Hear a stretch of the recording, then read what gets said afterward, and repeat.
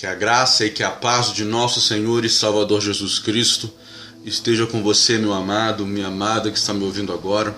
Não importa o lugar, não importa o lugar do Brasil, não importa o lugar do mundo, seja você no trabalho, na sua casa, ou até mesmo no leito de hospital, ou viajando no seu carro, no seu celular, no seu aparelho eletrônico, com seu fone de ouvido, não importa.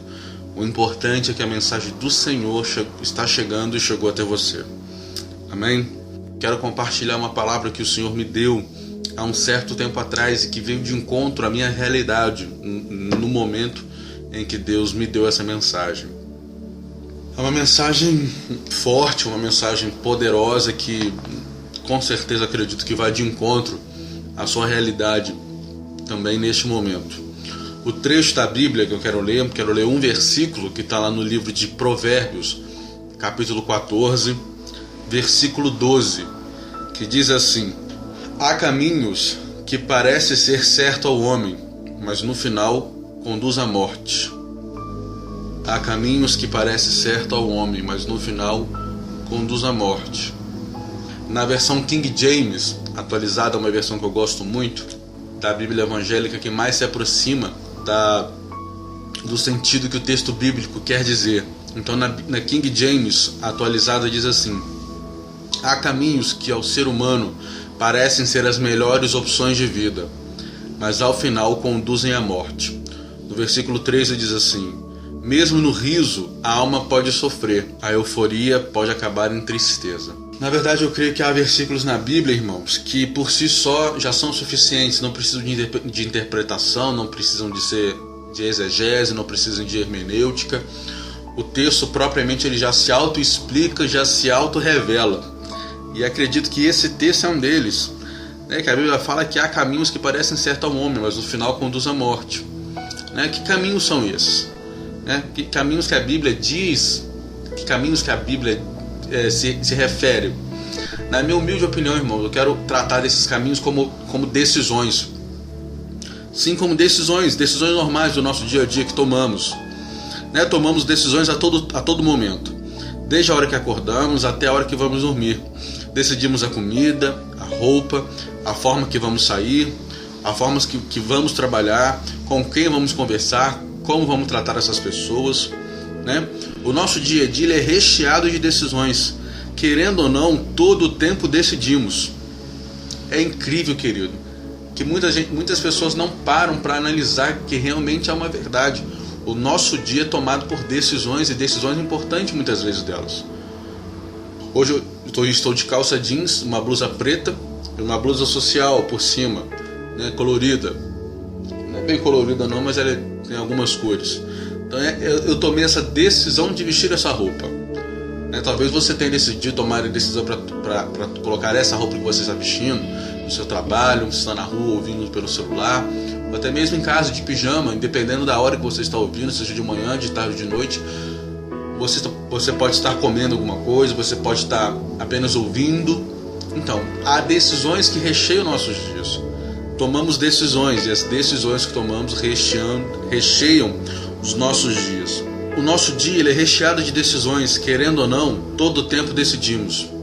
Como eu já falei, a omissão é uma decisão, querido. A pessoa decide se omitir. O que é a omissão? É escolher ser omisso. Estar em cima do muro, a pessoa que escolheu ficar em cima do muro, não tomar partido nem para um lado, nem para outro. Muitas pessoas pensam, fulano ficou em cima do muro, não decidiu nada. Ela decidiu sim, querida, ela decidiu ficar em cima do muro. Ela não decidiu se posicionar diante da situação ou diante do momento. Se pararmos para pensar, decisões que têm um fundo pecaminoso, têm um fundo de iniquidade, têm um fundo de erro, podemos pensar que para favorecer a nossa carne, para massagear o nosso ego, para agradar a nossa carne, pensamos enganosamente que Deus está abençoando. Como, por exemplo, Deus pode abençoar uma mentira. Para assim, nossa, eu vou dar uma mentidinha aqui, Deus vai me perdoar. Ou não, eu vou mentir. Deu certo a mentira, poxa, Deus é fiel, Deus honrou minha mentira. Não é verdade, querido. Isso não é verdade. Deus não compactou com o pecado. A palavra diz no livro de, se eu não me engano, é Obadias, se eu não me engano, que Deus é tão puro que ele não pode sequer olhar para o mal, devido à santidade, à pureza de Deus. Então não se engane, querido. Não se engane, se algum ato pecaminoso que você fez deu certo, não inclua Deus nisso. Deus não está nisso. Queremos pensar, queremos amenizar a situação falando que Deus está nesse negócio, mas não está. Ou outro pensamento errado, que o nosso plano, a nossa maquinação está dando tão certo que nem Deus pode atrapalhar. É complicado porque os construtores do Titanic pensaram a mesma coisa, que é uma obra tão engenhosa, que era uma obra tão magnífica, tão perfeita, que nem Deus podia afundá-lo. E sabemos que numa madrugada, no Atlântico Norte, Deus providenciou, ou Deus permitiu que o navio se chocasse com um iceberg, matando milhares de pessoas. Então é muito complicado, querido. E a minha palavra segue no seguinte sentido, que não precisamos tomar muitas decisões erradas para arruinar a nossa vida. Precisamos apenas de uma decisão, querido, errada que tomamos pode desgraçar toda a nossa vida. Não precisamos de muitas, precisamos de apenas de uma decisão errada. E essa decisão errada pode tornar a nossa vida um caos. Essa decisão errada pode transformar a nossa vida no verdadeiro inferno. Eu quero te apresentar aqui, querido, algumas pessoas da Bíblia que por uma atitude impensada, tomaram decisões erradas e com essas decisões mudaram toda a história da sua vida. Eu queria que você parasse e refletisse nesse sentido, para que, como eu disse, decisões recheiam o nosso dia. Todo o nosso dia tomamos decisões, quer sejam elas importantes ou não. Decisões podem determinar grandes consequências ou pequenas consequências, mas consequências sempre haverão. Quer consequências boas ou consequências ruins. O que vai diferenciar, além de ser boa e ruim, é a extensão dessa decisão. Aonde essa decisão vai chegar, onde essa decisão pode alcançar e quanto ela pode nos tomar, quer seja para o lado bom ou quer seja para o lado ruim. As primeiras pessoas que eu quero falar se encontram no livro de Gênesis, no capítulo 3, no verso 6, que é Adão e Eva. Adão e Eva, todo mundo sabe da história, queridos, que Adão e Eva, eles pecaram, né? Eles cederam do fruto. Mas eu quero tentar mostrar para você um outro lado que talvez você não tenha percebido, né? Que eles tinham tudo. Eles viviam em comunhão perfeita, em perfeita comunhão com Deus. Eles tinham acesso a tudo de melhor que eles tinham naquele momento. Eles tinham de melhor todo tipo de alimento à disposição. Tiveram contato com todas as espécies, que eu acredito particularmente que espécies hoje que estão extintas ao conhecimento do homem moderno hoje. Eu creio que eles desfrutaram, eu creio que eles experimentaram coisas maravilhosas que hoje não experimentamos e que não conhecemos. Eu creio nisso. E que a Bíblia fala em Gênesis 3:6, diz assim: quando a mulher viu a árvore que parecia agradável ao paladar, era atraente aos olhos e além disso desejável para se obter discernimento, tomou do seu fruto, comeu e deu a seu marido, que aceitou comer também. O erro de Eva, o erro cabal de Eva, foi confiar em alguém estranho, que não compartilha do mesmo objetivo. Querido, isso é muito perigoso. Eva via aquela árvore quase todo dia, ou se não todo dia.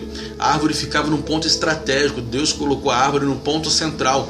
A Bíblia fala que Deus colocou duas árvores em pontos estratégicos: a árvore da vida e a árvore do conhecimento do bem e do mal. Então, querendo ou não, Eva tinha acesso às duas árvores quase todos os dias, ou se não todos os dias. Ou se não, de tempos em tempos, Eva tinha esse contato, tinha esse acesso às duas árvores, né? Mas ela aceitou o conselho da serpente. Então, a partir do momento que a serpente a aconselhou a olhar a árvore com outros olhos, aí que o desejo pecaminoso brotou no coração de Eva. Aí que eu quero chamar a sua atenção, meu querido e minha querida, sobre as pessoas que não compartilham da nossa fé, das pessoas que não compartilham do mesmo objetivo, que é seguir a Jesus, de fazer a vontade de Deus. A Bíblia fala que não devemos ter comunhão entre... A Bíblia fala que não tem que haver, não há, na verdade, comunhão entre luz e trevas, entre o templo de Deus e o templo dos ídolos, entre Cristo e Belial, que significa indigno, perverso. né, que dá alusão ao próprio Satanás. A Bíblia fala disso, que não tem que haver comunhão. Não estou falando que você não tem que ter amizade. Não estou falando que você não precisa ter aquele convívio social. Não estou falando isso. Mas você, de dar liberdade, de você abrir o seu coração para as pessoas que não compartilham da nossa fé, que não compartilham da sua fé, querido. Isso é muito perigoso. Porque nesse momento Eva abriu o coração dela para alguém totalmente estranho. Aqui representado pela serpente, não importa se a serpente era a figura de Satanás, se era Satanás tomando a serpente numa sessão demoníaca, né, numa sessão espírita, ou se era a própria serpente. Não importa que forma a serpente que era, o que importa é que ela representa o mal, ela representa uma pessoa que não compartilha dos mesmos objetivos. No jardim era uma coisa muito curiosa. Na verdade, Deus fez os animais em pares, em casais, para que eles pudessem ser fecundos e reproduzir. A Bíblia fala que Deus fez cachorro com cadela, ou cachorro, dependendo da região onde você mora, macaco com macaca, girafa macho, girafa fêmea, fez leão com leoa, cabrito com... fez animais em pares. Mas Eva quis se associar o seu coração a outra pessoa estranha, a um ser que não era parte dela, que não era comum, que não era igual a ela. Muito cuidado, querido, muito cuidado. Muito cuidado quando você abre o seu coração para pessoas que não compartilham do Evangelho. Uma pessoa desconhecida que não te conhece, que quer ajudar você, ela vai dar rumo na sua vida. Isso é muito perigoso, querido. Uma pessoa do trabalho que você sabe que não é cristã, uma pessoa do seu trabalho sabe que não professa a mesma fé que você. Ela fala que você está com problema no seu casamento, problema na sua família, problema nos seus filhos, problema financeiro. Você abre o seu coração, aquela pessoa, não, vem cá que eu vou te ajudar. Vem cá, não, para, seu marido, sua mulher. Não, larga de ser bobo, larga ele. Tem tantas opções boas por aí. É o que a serpente está dizendo. Olha a árvore, olha o fruto. Olha que fruto bonito. Você viu fulano do RH? Nossa, fulano do setor tal. Nossa, que fulano, né? Nossa, fulano é bonita, cheirosa, né? Ela é boa solteira, ou se divorciou agora, ficou viúva há pouco tempo. Ah, rapaz, larga esse casamento aí, não tá valendo de nada não. Casal, não tá valendo de nada não. Então a serpente despertou o interesse sobre o fruto proibido, o fruto que Deus ordenou que não pegasse. Ele disse para Eva assim, olha Eva, olha como é que é bonita. Como eu li no texto, né? Que quando a mulher viu, olhou para a árvore, e a fruto da árvore pareceu agradável ao paladar, que era atraente aos olhos e, além disso, desejável para se ter entendimento. Então Satanás muitas das vezes nos pega nos nossos pecados, nos pega nos nossos desejos. Muito cuidado, querido. Muito cuidado, que você pode levar seu casamento ao fracasso, você pode derrotar a instituição do casamento na sua vida por dar ouvidos às pessoas que não compartilham, que não são iguais a você, que não professam a mesma fé. O erro de Adão foi concordar com Eva, mesmo ela trazendo algo que desagradaria a Deus diretamente. Deus deu uma ordem para Adão. Adão, olha, eu vou te dar uma missão. Você está proibido de comer o fruto da árvore do bem e do mal, porque no dia que dele comerdes, certamente morrerás. Você vai morrer, Adão. Então essa era a missão, essa era a ordem, essa era a ordenança que Deus tinha dado para Adão. Eva já tinha caído, já tinha pecado, ofereceu o fruto para Adão. O que Adão tinha que fazer? Não, Eva, é errado, eu falei para você não pecar, eu falei para você não errar. Você errou, você me desobedeceu, você desobedeceu a Deus, eu não vou comer. Por mais que isso doesse no coração de Adão, ele tinha que fazer isso, ele tinha que levar a vontade de Deus a qualquer custo. Mas ele decidiu ouvir Eva. Eva, com certeza, olha aqui, Adão, fruto. Adão, no primeiro momento, eu imagino, você tá doido, Eva, você pegou, você tocou no fruto, você vai morrer, Deus vai te matar. Não, Deus não vai me matar, não. Eu comi, olha aqui um pedaço aqui que eu comi. A serpente estava certa. A serpente, ela me falou a verdade. Deus nos enganou, Deus mentiu pra gente. Come aqui, eu não morri. Come, você vai ver que é verdade. Mesmo eles confrontando com essa falsa verdade, porque o diabo ele não fala a verdade. A Bíblia fala que o diabo é o pai da mentira. Ele pode nos apresentar falsas verdades ou meias verdades. Como ele disse para Jesus, pula-te daqui, porque está escrito que Deus dará ordem aos seus anjos para que não tropecem em pedra alguma. Deus estava tentando Jesus, o Satanás levou Jesus no alto do templo, falando para que Deus provasse, para que Jesus provasse Deus. Tanto que Jesus fala e dá-lhe uma lampada na cara de Satanás: não tentarás o Senhor teu Deus. Dá-lhe uma lampada nele. E então Satanás, o que ele quer dizer para Jesus? Olha, Jesus, se você é realmente o Filho de Deus, pula daqui, porque está escrito na tua palavra, ou na palavra do seu Pai, que ele não vai permitir que nenhum anjo, aliás, ele não vai permitir que você tropece, e vai mandar uma legião de anjos para te salvar, para te guardar. Pula, Jesus. Te garanto, querido, que Jesus já sabia o intento do diabo, mas se fosse qualquer outra pessoa, para mostrar que ele é o cara, que ele é o tal, ele pulava. E te garanto com toda a certeza do mundo que ele ia rachar a cara no chão. Porque Deus, ele não é Deus que se acha. Deus não é o Deus que precisa se mostrar para ninguém para que ele se mostre que ele é Deus. Deus é Deus você acreditando ou não. Deus é Deus você crendo ou não, querido. Crendo ou não, Deus é Deus. Você achando que é o que não é. Você falando que você veio do macaco ou se você veio de Adão, Deus é Deus de qualquer jeito.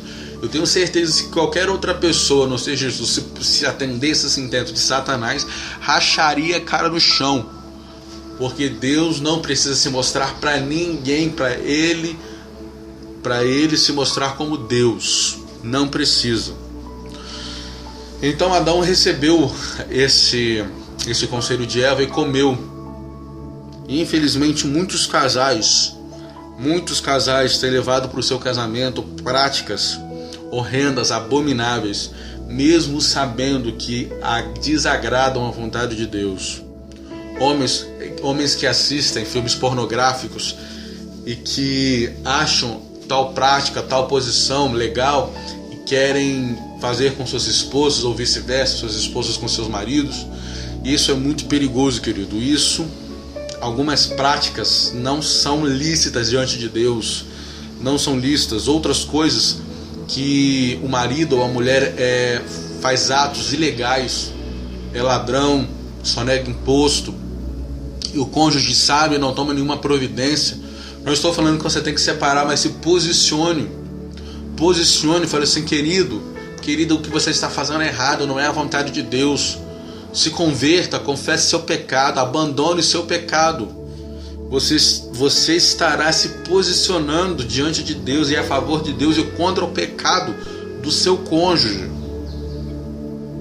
Infelizmente, tem muitos casais que têm levado para o casamento essas práticas, ações que não agradam a Deus. Muitos maridos e mulheres coniventes com o erro de seus cônjuges. Por exemplo, Ananias e Safira. A Bíblia fala que as pessoas de livre e espontânea vontade vendiam seus bens e colocavam aos pés dos apóstolos. Isso é verdade. Não porque era uma determinância dos apóstolos, mas que eles estavam tão cheios do Espírito Santo, tão tocados pelo Espírito Santo, que eles resolveram fazer isso. Eles resolveram pegar algum bem, alguma propriedade que eles tinham, eles vendiam, ou todas as propriedades, eles vendiam, davam para os apóstolos redividirem entre o povo, entre os pobres. E Ananias e Safira inicialmente aceitaram esse propósito, mas no meio do caminho eles viram que era muito dinheiro que eles tinham na mão. E com certeza Ananias falou para Safira: Safira, tem muita grana aqui. Mas é muito dinheiro para esses pobres aí, a gente vai ficar tão pobre quanto eles. Vamos fazer o seguinte, vamos falar para o Pedro, vamos falar para os apóstolos que a gente vendeu por 100 mil. Mas na verdade a gente vendeu por 300. A gente doa esses 100 mil aqui, falando que foi tudo. O que você acha? Mas você tem certeza? Não, vai acontecer nada não, vai acontecer nada não. Jesus é amor, Deus é amor. Deus vai entender o nosso coração. Deus vai entender o propósito. A gente quer ajudar, a gente não pode dar tudo. O que você acha? Então tá bom. Chegou lá, primeiro foi Ananias. Chegou lá, Pedro já dá uma lambada nele. Ananias, porque mentiste contra o Espírito Santo de Deus. Não mentiste a homens, mas mentiste a Deus. E o Espírito Santo fulmina Ananias. 3 horas depois ou algum tempo depois, Safira chega sem sabendo nada. Pedro pergunta: por quanto vendeu a propriedade? Vendi por 100 mil. Safira, há pouco tempo atrás saíram pessoas aqui para enterrar o seu marido. Vai acontecer o mesmo com você, porque você foi conivente às práticas pecaminosas do seu marido. Cuidado, querido, cuidado, amado, amada, cuidado com as práticas ilícitas do seu cônjuge. Seja como Abigail. Davi foi pedir suprimento para ele e seus soldados, porque ele tomou conta de bom coração. Ninguém pediu para que Davi tomasse conta dos filhos dos servos de Nabal, mas ele de bom grado ele foi, porque ele poderia ver uma recompensa nisso, porque Nabal era um homem rico, era um homem de posses. Davi, por ter um coração generoso, achou: vou ajudar Nabal, porque Nabal ele pode me ajudar, me dando suprimentos, me dando algum trabalho, ajudando algum dos meus servos. Mas não, Nabal, rico, poderoso, foi mesquinho, foi mão de vaca. Ele chegou, não conhece. Davi? Quem que é Davi? Eu não conheço Davi, não. E mandou falar que Davi não ia dar uma migalha de pão para Davi. Davi fica irado, fica possesso de raiva e manda falar que vai destruir todos os homens.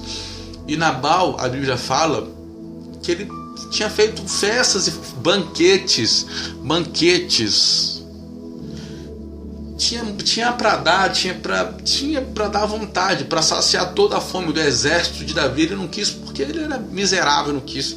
Mas Abigail não foi conivente. Abigail tomou posição diante de Deus, foi até Davi, tomou as dores, se prostrou diante de Davi: peço-te perdão pelo meu marido, porque ele é louco, ele não sabe o que fala. Toma aqui, ó. E Abigail preparou preparou comida para Davi e seus servos, e lotou jumentos e jumentos, encheu o jumento de comida, e levou até Davi para que a ira de Davi fosse aplacada. E Deus foi fiel à atitude de Abigail, foi fiel, porque Deus tirou a vida, matou Nabal, mas preservou Abigail, porque Abigail não compactuou com os pecados de Nabal. Outro personagem, querido, que me chama a atenção é Sansão. Gosto muito desse menino Sansão, né? No Velho Testamento, a maior manifestação do Espírito Santo foi em Sansão, né? Que o Espírito Santo agiu poderosamente. Não há nenhum outro registro de uma manifestação tão poderosa que o Espírito Santo fez em outra pessoa como ele fez em Sansão no Velho Testamento. Sansão, a palavra Sansão significa pequeno sol. Deus tinha instituído de forma miraculosa, o nascimento de Sansão com a sua mãe e o seu pai, Manoá. Mas só que Sansão, ele tinha um defeito grave, ele era obstinado. Mas o que é isso? O que é obstinado? Obstinado é inflexível, irredutível. Sansão, quando ele te botava uma coisa na cabeça, era aquilo e pronto. Sansão teve a maior manifestação do Espírito Santo no Velho Testamento. Porém, Sansão foi o pior juiz de Israel. Se você for ler o livro de Juízes, no capítulo, se eu não me engano, 13, 14, 15, ali você encontra a história de Sansão. E você vai ver, comparado a outros juízes, ele foi o pior juiz que Israel teve. Em Juízes 13, verso 5, diz assim: porquanto ficarás grávida e terás um filho, e ele terá os cabelos longos, porquanto sobre a cabeça dele não passará navalha, pois teu filho será consagrado a Deus como nazireu, desde o dia do seu nascimento. Ele iniciará o processo de livramento do povo de Israel do jugo dos filisteus.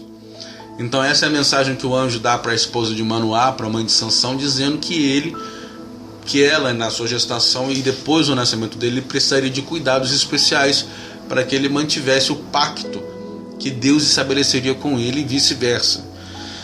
Então, qual foi o erro de Sansão? Qual foi a decisão de Sansão que desgraçou a vida dele? O erro foi o seu desejo pessoal, foi mais importante do que seu voto, ou mais importante do que seu ministério. O ministério dele era o quê? Era livrar e iniciar a libertação, o livramento dos filisteus sobre o jugo, sobre o povo de Israel, do jugo dos filisteus. Esse era o ministério dele. Provavelmente ele iria começar, se ele não tivesse pecado, se ele tivesse instituído, se ele tivesse firmado realmente até o fim da vida o propósito que Deus tinha estabelecido para ele de permanecer nazireu e não cortar os cabelos, Deus ia varrer os filisteus da face da terra através de Sansão, ou dizimar uma boa parte, deixando para que o outro sucessor, um outro juiz após ele, terminasse o serviço. Mas Sansão julgou que o seu desejo pessoal fosse mais importante do que a obra de Deus. Infelizmente é o que acontece nos dias de hoje em nossas igrejas. Tem muitas pessoas que colocam seu desejo pessoal em cima do evangelho, em cima da vontade de Deus, em cima do poder e da glória de Deus. É aquele famoso: fazer isso não, tô cansado, trabalhei muito, isso, aquilo, sempre tem uma desculpa. Ou se não peca, usa a sua vontade para pecar, não ora, não se consagra, não jejua, não tira o tempo para ler a palavra, não tira o tempo para jejuar, não faz um propósito de jejum, não faz um propósito de oração. Querido, se para você é muito penoso orar, eu te dou uma dica de você fazer por 24 horas períodos de oração. A cada hora você orar 10 minutos, a cada uma hora você orar 10 minutos, ou a cada uma hora você ler a palavra, um versículo ou um capítulo. Um versículo não, que é muito pouco, pelo menos um capítulo aleatório da Bíblia. Te garanto que eu já fiz esse propósito da oração, de orar a cada hora, orar 10 minutos. Você vai ver que você fica cheio da presença de Deus. É orar, querido, é orar, não tem jeito. Consagração é o jejum, oração e Bíblia. Essa é a receita que deu certo ontem, que dá certo hoje e que dará certo sempre. Essa é a receita. No livro de Juízes, capítulo 14, no verso 1 a 3, diz assim: Sansão desceu à cidade de Tímina e ali contemplou uma moça filisteia. Retornou para casa e solicitou a seu pai e sua mãe: Reparei numa jovem entre as filhas dos filisteus. Peço-vos que a tome por esposa para mim. No entanto, seu pai e sua mãe questionaram-lhe: Não há mulheres entre as filhas dos teus parentes no seio do teu povo, para que vás procurar entre os incircuncisos? Mas Sansão replicou a seu pai: Consiga para mim, te peço. Esta jovem foi pela qual me apaixonei. Aqui Sansão sendo obstinado, firmando a ideia, mesmo que contrariando a vontade de seus pais. E a Bíblia fala, no Velho Testamento, fala nos 10 mandamentos, na lei da Torá, que o filho deve honrar pai e mãe, que esse era o primeiro mandamento com promessa. Mas mesmo assim, Sansão não quis saber desse mandamento. Sansão quis saber da vontade dele. Sansão quis que prevalecesse a sua vontade. Não importasse a lei, não importasse o que a palavra de Deus disse, não importava o que suas autoridades diretas estavam falando. Não importa, eu quero fazer a minha vontade. Negligenciar a obra de Deus para fazer ou satisfazer desejos pessoais. Tem uma festa, um churrasco. Eu trabalho tanto, não posso ir, estou sem tempo. Fazer as coisas para Deus fora do tempo também não é bênção, é maldição. Se Deus manda te fazer alguma coisa, querido, faça na hora que Deus mandar, não prolongue, não protele. Se Deus mandar você ligar, você liga. Se Deus mandar você ofertar, você oferte. Quando eu falo ofertar, não falo ofertar dinheiro, mas alguma coisa. Se Deus mandar você dar uma Bíblia, você dá. Se Deus mandar você tirar uma roupa do corpo e dar para uma pessoa, você tira. Você ofertar algo que você tem. É obedecer a Deus. O rico insensato e o jovem rico fizeram a sua vontade e perderam a salvação. O rico, Jesus fala na parábola do rico insensato que ele acumulou riquezas, que era um judeu, a parábola era para os judeus, então o rico era judeu. Então num determinado momento ele fala: minha alma, como minha alma se satisfaz, trabalhei muito, juntei muitas riquezas, minha alma come, folga e bebe. E eis que uma voz do céu diz: louco, o que guardastes para ti? Hoje te pedirão a tua alma, para quem será? O rico fez a vontade dele e perdeu a salvação. O jovem rico questionou Jesus: Jesus, o que eu preciso fazer para ter a vida eterna? Jesus falou assim: guarde os mandamentos, honra pai e mãe. E vai falando uma lista de mandamentos. E o jovem rico, achando que estava abafando, falou assim: Jesus, eu tenho feito tudo isso desde a minha mocidade. Tipo assim, eu sou bom, sou o cara. A Jesus, como um teste, Fala assim: só te falta uma coisa, vende tudo que tu tens e terás distribui os pobres e terás um grande tesouro no céu. O jovem olhou e falou assim: esse negócio de ser crente não dá pra mim não. Valeu Jesus, mas pensando bem, esse negócio de vida eterna é muito tempo, né? Melhor ficar aqui mesmo. E foi embora. Eles fizeram a vontade de perder a salvação, querido. Muito cuidado quando você coloca os seus projetos pessoais acima da vontade de Deus. Você está usando alguma coisa que Deus te deu para satisfazer algo pessoal? Você está utilizando alguma coisa que Deus te deu para satisfazer o seu prazer? Deus te deu um dom de oratória, Deus te deu um dom para pregar, Deus te deu um dom para tocar algum instrumento. Você tem usado isso para satisfazer o seu desejo pessoal, para conquistar mocinhos da igreja, para ficar o cara, para você ser a menina popular, né? Para você ser a mulher de oração, a mulher do poder, a mulher do reteté, a mulher do milagre, o homem que prega, o homem que faz milagre, o homem que levanta paralítico, o homem que cura cego. Querido, são decisões que as pessoas tomam que desgraçam a vida delas.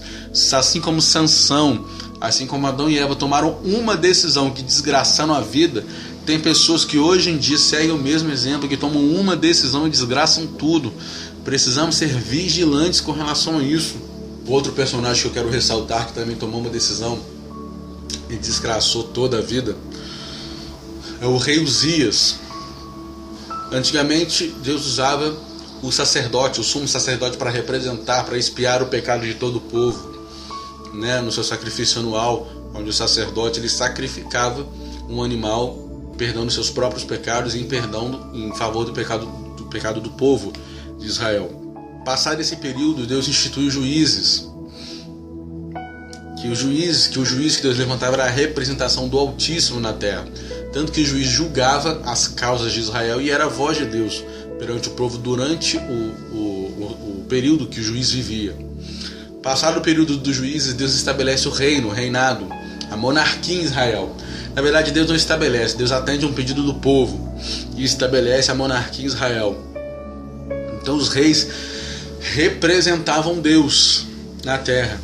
Assim como Davi, Deus tinha falado na lei, na Torá, que o povo de Israel seria incontável como a areia do mar. A Bíblia fala em 1 Crônicas 21:1 que Satanás entrou no coração de Davi para que ele fizesse o recenseamento, né? Em 1 Crônicas 21:1 diz assim: então Satanás, o inimigo, se levantou contra Israel e o induziu a Davi a fazer um recenseamento de todo o povo debaixo do governo do rei. Então Davi manda o seu servo, manda o seu general fazer um recenseamento que durou aproximadamente 9 meses ou um ano. Nesse período, né, entre 9 meses a um ano e pouco, para fazer o recenseamento, e Davi descobre quantos homens são aptos para a guerra. E Deus fica irado com isso, e Deus manda um anjo para exterminar a cidade de Jerusalém por causa do pecado de Davi. Então, baseado nisso, querido, nesse princípio, que os reis representavam Deus, que era um canal próximo. Claro que ainda a figura do sacerdote ainda era importante, tinha o seu significado, mas com a transição para o reinado, para a monarquia de Israel, a figura do rei passou a ser, por um tempo, pelo menos até o reinado de Salomão, passou a ser a representação, entre aspas, do próprio Deus. Mas Uzias foi um dos reis mais abençoados que Judá teve, né? Uzias foi o rei de Judá e ele foi fantástico. Ele criou armas, ele teve um exército numeroso, ele foi um estrategista tremendo, ele criou armas, ele inventou armas. Ele foi um rei poderoso, onde você tinha uma nação que se dividiu, a nação do norte, que era a nação de Israel, que a capital era Samaria, tinha 10 tribos, um povo incontável, né? E tinha Judá, que era o povo do sul, que era o reino do sul, que tinha a cidade, que a capital era Jerusalém. E só nessas duas cidades, que era Judá e Benjamim, já era um exército poderoso exército. Mas Uzias também tomou uma decisão que não foi a melhor de todas, aliás, foi a pior de todas. Em 2 Reis 15:4 diz que tão somente os altos não foram tirados, porque o povo ainda sacrificava e queimava incenso nos altos. Esses altos eram altares que eram postos no alto dos montes, dos morros, no cume do monte ou no cume do outeiro, né, dependendo da versão, onde as pessoas sacrificavam a ídolos, né, o ídolo Baal, Astarote, Azera. Então sacrificavam. Então Uzias, ele reformou, ele tirou a idolatria do povo. Ele tirou a idolatria do templo, ele tirou a idolatria, ele desfez dos ídolos, dos templos dos ídolos ali na região central de Jerusalém. Porém, nas regiões mais afastadas, Uzias não se incomodou de tirar os altos, né, os altares dos deuses pagãos dessas regiões montanhosas, dessas regiões afastadas. Isso significa que o erro de Uzias foi só se preocupar com os pecados aparentes, com os pecados visíveis. Que esses pecados visíveis são que aparecem, são pecados que são facilmente detectáveis, como por exemplo xingar palavrão, fumar, beber, usar roupa curta, né? Usar palavreado imoral, essas coisas, né? Ter uma aparência que não glorificam a Deus. Então esses pecados visíveis, esses pecados perceptíveis, aparentes. Então Uzias só se preocupou com isso, ele só tirou a idolatria da parte central de Israel. Não se preocupou com os altos, nos morros, dos montes, que eram lugares mais afastados. Em Israel tinha uma lei muito clara. O sacrifício e a adoração só poderia ser feito em um só lugar, no templo em Jerusalém. Então, Uzias, por deixar esses montes, aliás, por deixar esses altares nos montes, ele desobedeceu diretamente uma ordenança do Senhor, né, que era a lei, que era a Torá. E em 2 Crônicas 26 contam como o rei Uzias ele foi tão fantástico, ele foi muito poderoso, que diz assim a partir do verso 11 em 2 Crônicas 26. Uzias possuía um exército bem treinado, organizado em grupos de acordo com o número de soldados convocados pelo secretário Jeiel e pelo oficial Maacéias, sob o comando de Ananias, um dos oficiais da guarda pessoal do rei. O exército era comandado por 2.600 chefes de famílias, todos eles guerreiros corajosos e decididos. Eles comandavam um exército poderoso de 307.500 soldados, que estavam à disposição do rei nas suas batalhas contra os seus inimigos. Uzias equipou todo o exército com escudos, lanças, capacetes, couraças, arcos e até fundas com pedras, atiradeiras com pedras.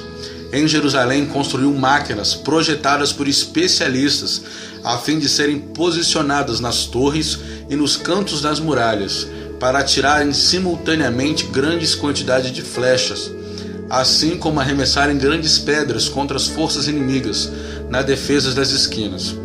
A fama do rei Uzias foi contada e divulgada até em terras muito distantes, porquanto foi ajudado de forma extraordinária, até que se tornou bastante conhecido e poderoso. No outro verso, no verso 16, fala que o pecado entrou no coração de Uzias e que se acendeu, que se elevou o pecado no seu coração, e achando que ele era alguma coisa. E o pecado dele foi entrar no templo, acender incenso, achando que ele podia fazer a função do sacerdócio. Ele podia também elevar incenso a Deus, porque ele era tão fantástico, ele era tão poderoso. Por que ele não podia fazer isso também? Então, pelo texto bíblico já diz que ele já era extraordinário. Mas um pecado chama outro, querido. Um pecado chama outro. A Bíblia fala que um abismo puxa o outro. São pecados pequenos que passam desapercebidos do nosso senso de erro. E sem que percebermos, vai abrindo portas para pecados mais graves. Assim como aconteceu com Davi e Batseba. A Bíblia fala que no período em que os reis saíam para a guerra, Davi ficou em casa. A Bíblia não relata por que Davi ficou em casa, por qual motivo. A Bíblia só fala que ele ficou em casa quando ele deveria ir para a guerra. Só que num determinado momento Davi acordou tarde. Acordou acho que na hora do almoço ou depois do almoço. E quando ele estava passeando pelo terraço do palácio, ele viu Batseba tomando banho. No primeiro momento ele chegou, cavalona, hein? Meu Deus de Israel, que isso, meu. E ele, acredito que no primeiro momento ele tentou olhar, tentou dispersar, mas aquela imagem ficou na cabeça dele. Mas atropela essa abençoada aí, rapaz. Esse é Eita, nós, hein? É desse jeito mesmo. Então o pecado da cobiça que se alojou no coração dele foi para a mente foi alojando, e ele mandou chamar Batseba. E ele teve relações com ela, e dessa relação ele teve um filho. Quando Davi descobre que Batseba ficou grávida, ele fica doido, desesperado, porque como a mulher pode ficar grávida, e o marido, porque ela era casada com Urias, e o marido estava em guerra, então adultério no Antigo Testamento era punido com morte, tanto a mulher quanto o homem. Então Davi ficou desesperado, trama plano, e manda chamar Urias da guerra. Falou assim: não, Urias está muito cansado, você é jovem, se você é muito bom, você é meu melhor soldado, eu vou te dar uma folga, vou te dar uma noite para você passar com sua mulher. Mas só que Davi se deu mal, que Urias era crente, Urias era servo de Deus. Urias chegou e falou assim: não, meu rei, eu não posso me deleitar com minha esposa, sendo que os meus irmãos estão na guerra. Eita, que mensagem, meu Deus, ô meu Pai.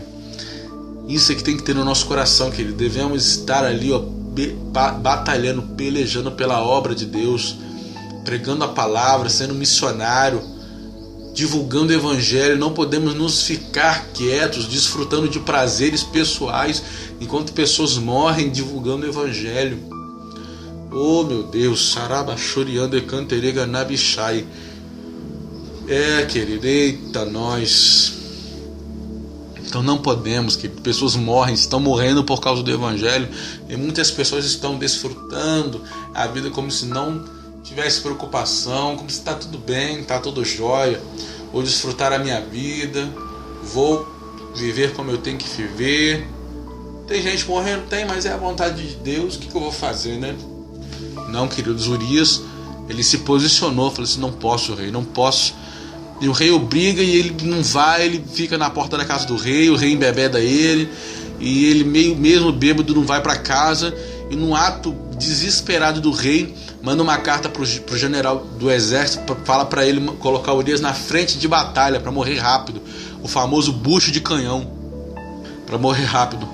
Para você ver que ele, num pecado que parecia inocentemente, ele estava passando pelo terraço, viu Batseba, ele concebeu aquele pecado no coração, transou com ela, depois teve que armar mirabolâncias para poder resolver isso, e culminou na morte de Urias. Um pecado que parecia inocente, que parecia, não tem nada a ver. Olha a desgraça que aconteceu. Ele olhou para Batseba, cobiçou, e o final foi a morte de Urias e a morte do filho, de Batseba e de Davi. O pecado, ele tem que ser exterminado da nossa vida. Não podemos cultivar o pecado. O pecado é uma praga. O pecado é uma doença, uma infecção que tem que ser exterminada com o poderoso antibiótico da palavra de Deus, com o analgésico, com a vitamina do sangue de Jesus. Esse é o complexo vitamínico poderoso, que é a graça do Senhor, sangue de Jesus e palavra. Esse é o complexo vitamínico para vencer essa epidemia que tem alastrado as igrejas dos últimos dias. É a doença que Laodiceia tem sofrido. Não adianta ser bênção, falar em línguas, rodopiar, profetizar, pregar, se você não exterminar o pecado da sua vida. Você será destruído por ele. Querido, outro personagem que me chama a atenção, que tomou uma decisão também que desgraçou a vida dele, foi o rei Herodes Antipas. Na verdade, ele vinha de uma família não muito boa, uma família corrupta. Na verdade, a família era corrupta, má, impiedosa, difícil até de definir qual era o erro de Herodes: ambição, poder, crueldade. Herodes, ele não era o rei legítimo de Israel. Herodes, o pai, era de origem idumeia, que era de Edom, descendente de Esaú. Para se fixar no reino, ele casou com a filha do sumo sacerdote. Temendo uma guerra, ele fugiu para Roma, uma guerra local. Ele fugiu para Roma. Lá o imperador Marco Antônio lhe entregou o governo da Judéia, o Herodes, o pai. O imperador gostou tanto de seus serviços que permitiu que Herodes, o pai, governasse a região da Judéia com um governo vitalício para ele e sua família. Bom, um dos erros, o erro mais marcantes que a palavra de Deus me mostra, é o erro que Herodes, por ser rei, ele achava que podia se safar de tudo. Tem muita gente que acha assim, querido, que detém um cargo, que detém uma posição na igreja, ou que detém uma posição ministerial, ou que detém uma posição no seu trabalho, ou que é alguém de importância, alguém que tem um renome, alguém que tem um prestígio em certo segmento da sociedade, acha que vai poder escapar dos trambiques, das falcatruas, dos seus pecados, dos seus atos de injustiça. E o texto que eu quero usar como base para falar de Herodes é o texto de Marcos 6, de 21 a 26, que diz assim: finalmente Herodias teve a ocasião oportuna que ansiava. No dia do aniversário dele, Herodes ofereceu um banquete aos seus líderes mais destacados, aos comandantes militares e às principais personalidades da Galileia. E aconteceu que a filha de Herodias se apresentou dançando e muito agradou Herodes e os convidados. Então o rei brindou a jovem: pede-me o que desejares e eu te darei. E sob juramento lhe assegurou: se pedires ainda que seja metade do meu reino, te darei. Diante disso saiu a moça e consultou a mãe: o que devo pedir? Ao que ela recomendou: a cabeça de João Batista. Sem demora, retomando imediatamente a presença do rei, formalizou seu pedido: quero que me des agora a cabeça de João Batista num prato. Então, grande angústia sobreveio ao rei, mas devido ao juramento que fizera aos seus convivas, que se reclinava ao redor da mesa, não quis deixar de atendê-la. Então, rei Herodes, o texto é claro, estava no aniversário. Então, Salomé, na verdade a Bíblia não fala o nome, né, da filha de Herodias, mas ela é conhecida comumente como Salomé. Então Salomé andando, dançando sensualmente para o rei, para os convidados, o rei se sentiu tentado, o rei cobiçou a sua sobrinha, porque na verdade Herodias era esposa do seu irmão. Então Salomé era filha, era sobrinha de Herodes. Então, para você ver já o nível da desgraça do negócio. Então Herodes, ele cobiçou a sobrinha, porque a sobrinha estava tomada por uma legião de pombagira naquele momento ali, e seduziu o próprio tio. A Bíblia não fala se foi consciente ou inconscientemente, a Bíblia não fala que ela seduziu o tio, mas ela estava dançando de forma sensual, que o seu tio, foi despertado no seu tio o desejo de cobiçá-la sexualmente. A Bíblia é clara nisso. Na verdade, quando o rei Herodes fala: pede-me qualquer coisa que te darei até metade do meu reino, isso não era falado por qualquer pessoa, para qualquer pessoa. Outra afirmação dessa a gente tem no livro de Esther, onde o rei Assuero, ele fala para Esther que Esther já tinha um tempo que não tinha ido à presença do rei. Esther tinha orado, tinha jejuado para poder falar com o rei sobre o extermínio que um dos oficiais do rei ia fazer com o povo de Israel, me foge o nome agora. Mas Esther se preparou, Esther se perfumou, colocou a melhor roupa, colocou as melhores indumentárias para poder encontrar com o rei. O rei ficou apaixonado ao ver Esther. E ele disse a mesma coisa: Esther, rainha minha, pede-me o que quiseres e te darei a metade do meu reino. O rei estava apaixonado, o rei estava rendido aos pés de Esther, tomado de desejo, de prazer, de querer possuí-la ali sexualmente. Então pede, num ato de amor, de paixão, de fogo, de desejo, o rei Assuero fala para Esther: Esther, pede-me o que quiseres, eu te darei até metade do meu reino. E nessa mesma afirmação, o rei Herodes, tomado de desejo, paixão, fogo pela sobrinha, ele faz a mesma afirmação: me pede o que quiseres e te darei até metade do meu reino. Ainda o Bocona quis fazer graça na frente dos oficiais ainda. Mas só que ele não se atentou que a filha era muito amiga da mãe, tanto que logo no primeiro momento a filha, entre aspas, numa inocência satânica, foi perguntar para a mãe: mãe, o que eu peço? Já dominada por um desejo de exterminar João Batista, ela fala: pede a cabeça de João Batista. E ela, querendo agradar a mãe, Porque para Salomé tanto faz se ela tivesse o reino, se ela não tivesse, ela continuaria no palácio do mesmo jeito, ela teria as regalias dela do mesmo jeito. Então para ela, a cabeça de João Batista ou metade do reino era a mesma coisa. Cuidado, você que tem uma posição de autoridade, cuidado. Se você andar de acordo com seus desejos, a sua casa vai cair. Então cuidado, querido, que você que tem uma posição de autoridade, se andar de acordo com seus desejos, a sua casa vai cair, como caiu para Herodes. Herodes, depois do pedido de Salomé, da filha de Herodias, ele se viu porque a Bíblia fala que ele gostava de João Batista, que ele tinha um apreço por João Batista, que ele prendeu João Batista para silenciar ele, não para matar. A Bíblia fala que João provocava admiração e terror em Herodes. Então, por Herodes respeitar e admirar João Batista, ele prende. Mas Herodias queria exterminar ele. Então, quando a filha de Herodias falou que era a cabeça de João Batista, ele se viu numa posição, no seu desejo de preservar a vida de João ou colocar em xeque a sua autoridade como rei.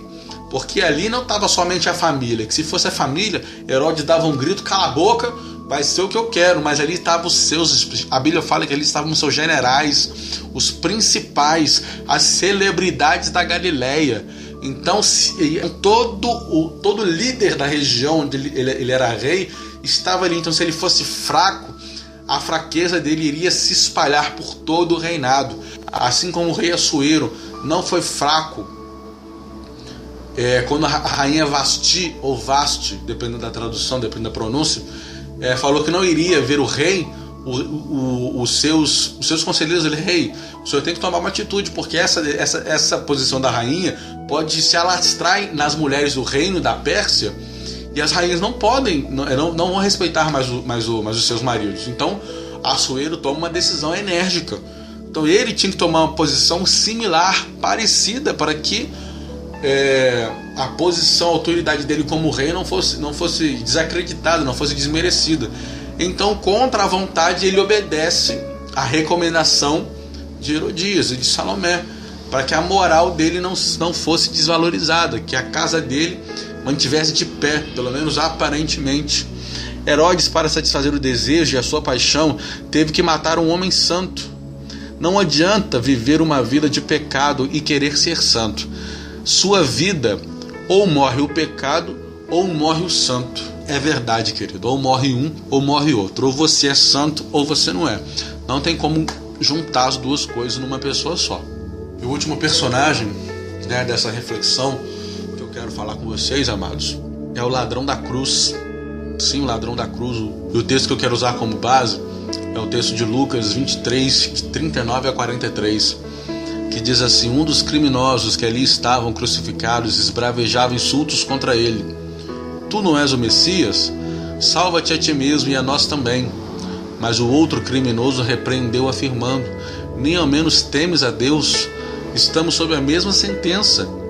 Nós, na verdade, estamos sendo executados com justiça, pois que recebemos a pena que nossos atos merecem. Porém este homem não cometeu mal algum. Então, dirigindo-se a Jesus, rogou-lhe: Jesus, lembra-te de mim quando entrares no teu reino. E Jesus lhe assegurou: com toda certeza te garanto, hoje mesmo estarás comigo no paraíso. Se fala, é o ladrão da esquerda, que falou insultos contra Jesus.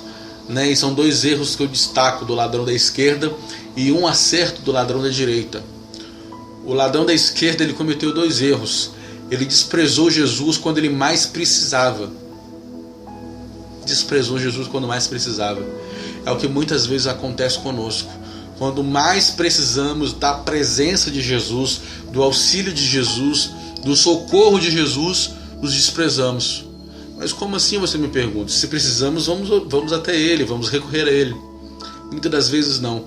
Muitas das vezes recorremos à nossa força, recorremos ao nosso braço, à nossa inteligência, à nossa capacidade, à nossa estratégia. Recorremos ao outro, recorremos ao pastor, recorremos ao irmão, recorremos ao vizinho, ao ímpio, ao político, ao senador, ao deputado, ao prefeito. Recorremos a todos, menos a Jesus. Isso é um erro muito grave que nós, seres humanos, independente de credo, de religião, recorre e vai à força do próprio braço. A Bíblia fala no livro de Jeremias, Isaías, se eu não me engano, no capítulo 41, que fala que Isaías fala: ai daquele que procura auxílio no Egito, ai daquele que procura socorro no Egito, ai daquele que procura socorro na sua própria mão, ai daquele que procura recursos em quem não pode dar salvação, ai daquele que procura recursos aonde não tem vida, ai daquele que procura recurso aonde não virá o socorro, ai daquele. E outro erro que o ladrão da cruz cometeu, e tratou Jesus como se fosse qualquer um. Aí é mais um, é o Nazareno aí que fala que é Deus, é o Nazareno que fala que é o Filho de Deus aí, ó. É um idiota, é um bocó. Quantas vezes, querido, quantas vezes nos posicionamos da mesma forma no culto da igreja, tratamos a presença do Senhor como se fosse qualquer pessoa.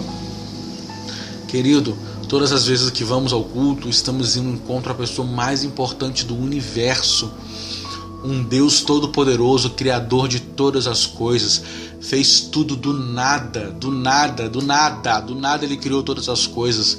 Ele é um Deus todo-poderoso que parou o sol, que abriu o mar, que devastou nações, que abriu a terra para engolir pecador, se fez carne, se fez como eu e você, o Deus Emanuel, o Deus santo, o Deus inalcançável pela sua santidade, se fez homem, parecido conosco, carne, padeceu, sofreu, morreu em nosso lugar, ressuscitou e nos justificou, pagou o preço no nosso lugar, morreu em nosso lugar, e pela sua ação de graça e de misericórdia, Ele nos permite, aceitando-o no nosso coração. Ele nos aceitou primeiro para que pudéssemos aceitá-lo, para que possamos ter entrada garantida no céu.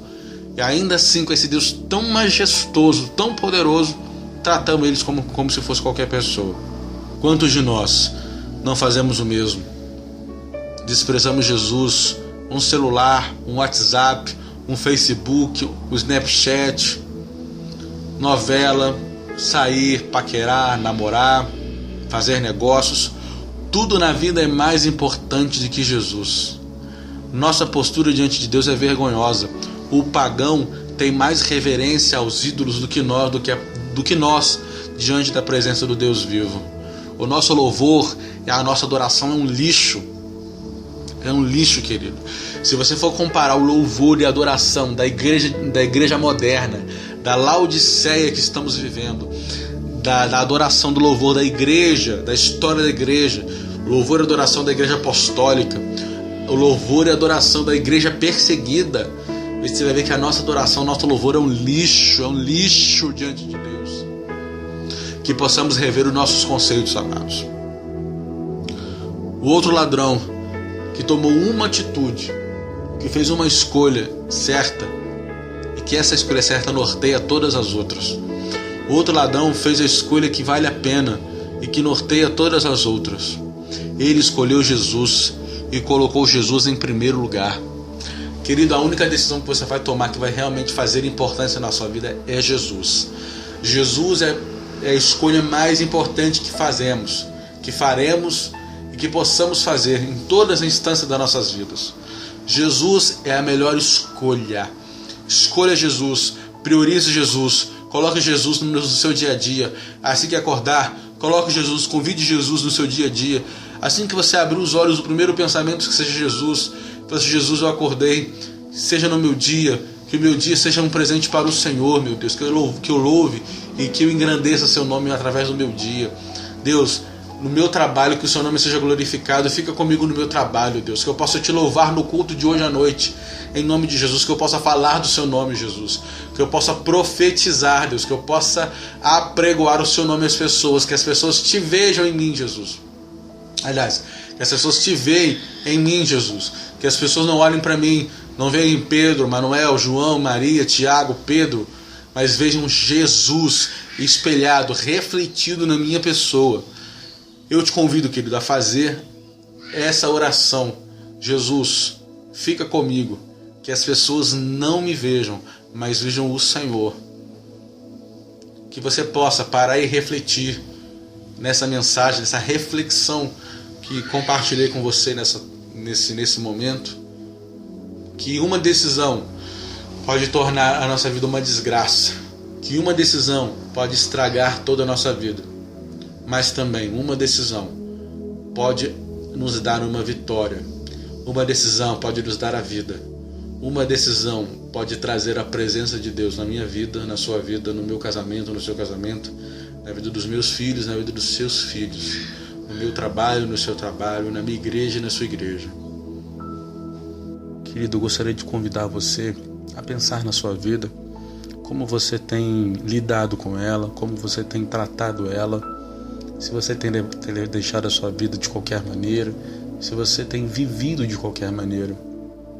O Espírito Santo te colocou diante desse áudio, ou colocou esse áudio diante de você, para que você possa refletir. O Espírito Santo te ama tanto que fez esse áudio chegar a você.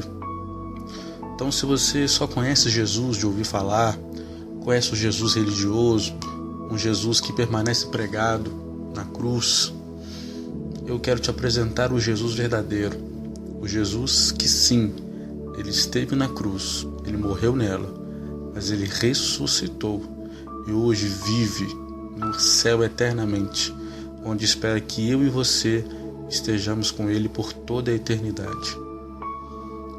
Se você não conhece Jesus, se você quer se sentir tocado nessa mensagem, gostaria que você fechasse os seus olhos e repetisse essa oração comigo.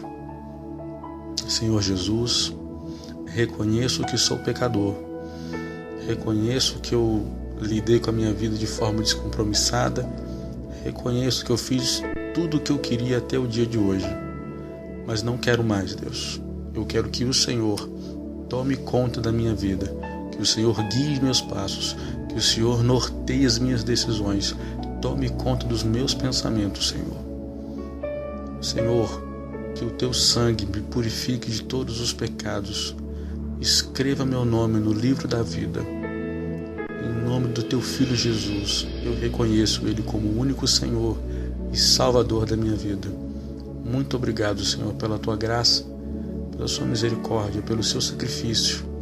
Muito obrigado por você ter morrido no meu lugar, porque aquela cruz não era sua, Deus, era minha. Muito obrigado pela sua morte me garantir entrada gratuita no céu e viver eternamente na sua companhia. Muito obrigado, Senhor. Perdoa os meus pecados. Faze-me conhecer o Senhor a cada dia mais como o Senhor é. Um Deus santo, um Deus vivo, um Deus que nos auxilia em todos os momentos, em todas as situações da vida. Fica comigo, Senhor. Mostre-me a sua vontade através da sua palavra, em nome de Jesus. Amém. Queria te convidar para fazer uma oração, querido. Senhor Deus Todo-Poderoso, Pai, abençoa, Deus, a pessoa ou as pessoas que ouviram, Deus, essa mensagem, essa reflexão que o Senhor colocou no meu coração, Deus. Pai, o Senhor sabe para onde essa mensagem tem que ir. Eu estou gravando essa mensagem, mas o Senhor sabe o endereço que ela vai chegar. Pai, eu não conheço essa pessoa, não sei quem é, nem sei que forma tem. Se tem cabelo grande, curto, Pai, se é deficiente ou não, se tem alguma debilidade, alguma doença ou não, eu não sei, mas o Senhor conhece toda a história dela.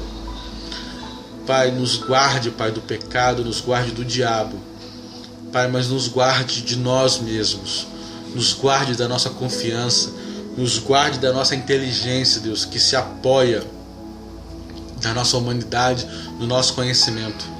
Nos guarde, Espírito Santo, de nós mesmos, da força do nosso braço, de quão somos bons, de quão somos maravilhosos e perfeitos e dignos, Deus, de toda a honra e de toda a glória. Guarda-nos, Deus, da soberba. Guarda-nos, Deus. Protege-nos de nós mesmos, que sejamos reduzidos a pó. Como diz o meu irmão João Batista, Deus, que nós diminuamos para que o Senhor cresça todos os dias. Pai, que em nome do Senhor Jesus, que cada pessoa que tem uma decisão importante a tomar, Deus, que ela tome, sim, Deus, uma posição baseada na Tua Palavra, baseado no seu querer, Deus, baseado no seu agir. É o que eu te peço, Espírito Santo, toma a vida dessas pessoas, toma a vida da família, toma a vida, Espírito Santo, de cada um que vai tomar essa decisão importante, meu Deus. Toma a vida de cada pessoa, Pai, seja em casa, seja no trabalho, seja, meu Deus, no hospital, meu Pai, seja em qualquer lugar que essa pessoa esteja, meu Deus, seja na terra, seja no mar, seja velejando, meu Deus, seja onde essa mensagem chegar, Espírito Santo, que o teu Espírito toque essa pessoa, Deus, de uma maneira tão tremenda, meu Deus, que ela possa sentir, Deus, a tua presença, assim como o Senhor tocou a vida do apóstolo Paulo, Deus, que ele era Saulo, e que a presença do Senhor foi tão tremenda, que ele passou de Saulo para o evangelista, para o apóstolo, para o servo, para o discípulo, escravo do Senhor Paulo. Mude, Deus, mude o nosso coração. Pai, tem pessoas que já tomaram a decisão, meu Deus, e se arrependeram. Tem pessoas que já tomaram e falaram assim, não tem mais jeito. Essa mensagem eu tinha que ter escutado há tempos atrás. Mas não, Deus, o Senhor é Deus poderoso. O Senhor é Deus infinito e Deus tremendo. O Senhor, Espírito Santo, é Deus poderoso. O Senhor é capaz de consertar os nossos erros, Deus.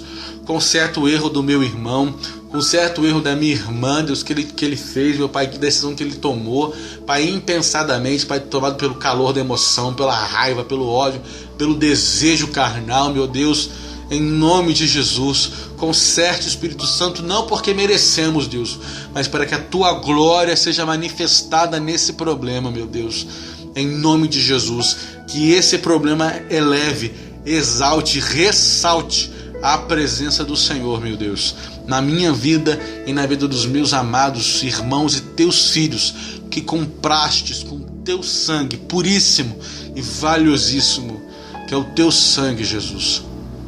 Muito obrigado, Senhor, pela tua graça que nos constrange e que nos permite falar contigo, Senhor, sem que sejamos consumidos.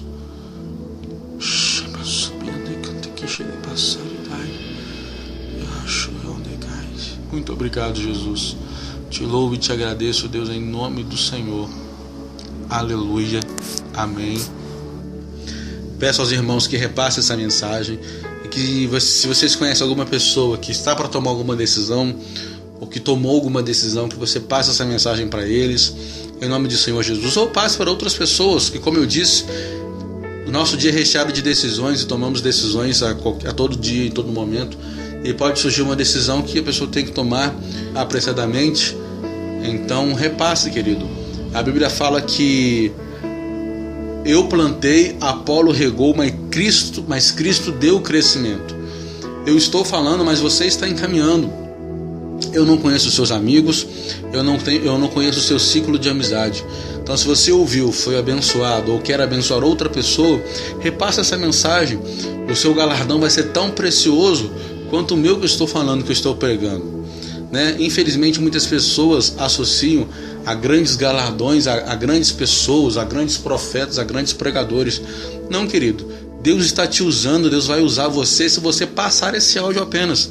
Se você clicar em compartilhar, ou se você pegar esse áudio, transpor para o seu WhatsApp e passar para outra pessoa, você será tão abençoado, você será tão galardoado quanto eu.